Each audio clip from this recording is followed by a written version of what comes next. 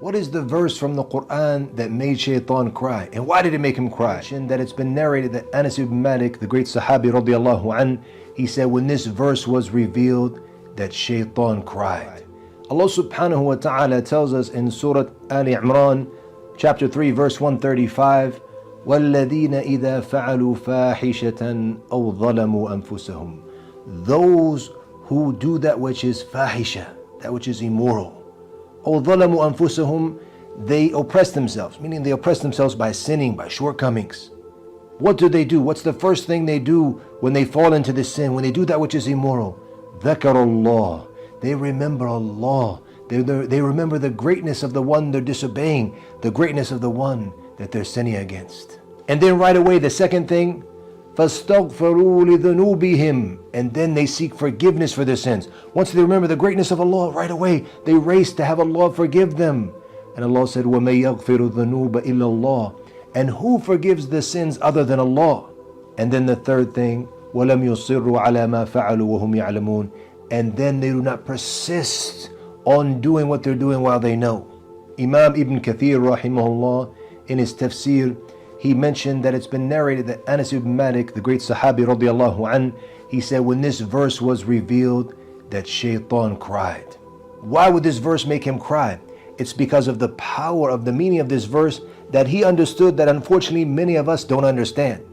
If you look at the verses which came before this verse, Allah is describing the muttaqeen, those who are striving to have Allah forgive them and striving to enter into the Jannah. But it's natural that even if you have a high level of iman, that you're going to sin. That's why the Prophet ﷺ told us in the hadith, كُلُّ بَنِي آدَمْ خَطَّاء وَخَيْرَ الْخَطَّائِينَ التَّوَّابُونَ. That all of the children of Adam, that they make mistakes, that they have sins. And the best of those who sin are the tawwabun, the ones who are constantly repenting. In this verse, when Allah is describing the muttaqeen, He says, if they do that which is fahisha, that which is immoral, this is something could be big.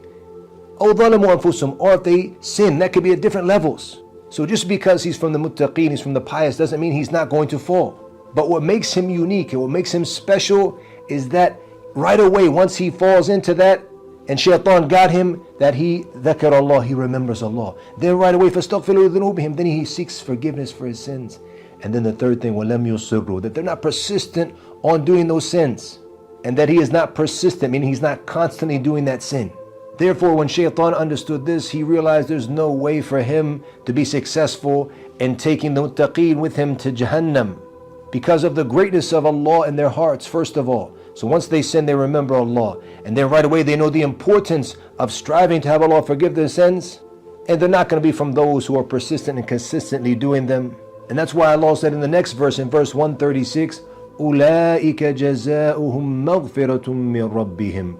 That those, the ones mentioned in the verse before, that they're going to be from the ones who receive مَغْفِرَةٌ مِّن رَبِّهِمْ, that they receive forgiveness from their Lord. وَجَنَّاتٌ تَجْرِي مِن تَحْتِهَا الْأَنْهَارُ خَالِدِينَ فِيهَا.